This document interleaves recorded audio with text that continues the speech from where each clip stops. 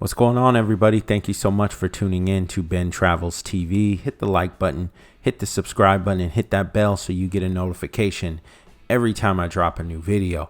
All right, so we are in Scottsdale, Arizona, and we're headed to our Airbnb as we prepare to move out of the state. We're having a little staycation, a little fun in Arizona before we head out. So if you guys seen my previous video, we showed you that we just sold our house, packed up the moving truck, got all of our stuff on the truck to head out of state, and we sold the house, and we're going to get ready to close on it in the next few days. So as of right now, we're just headed toward the Airbnb in Scottsdale, Arizona. We're going to enjoy ourselves, have a lot of fun. I'm going to drop a lot of videos before I leave the state, and I'll catch back up with you guys in a little bit. Once we get to the house, I'll give you guys a full tour of where we're going to be having fun over the next several weeks.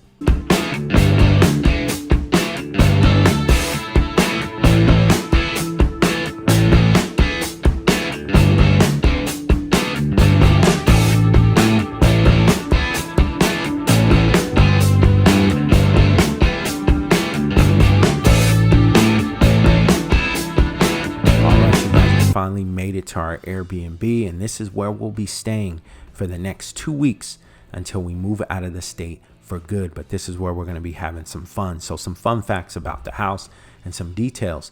All right, this is a 2-story house. It's a 3-bed, 2.5 bath, 2,372 square foot home. All right, the lot size is 8,900 square feet. It has a huge loft that overlooks the living area.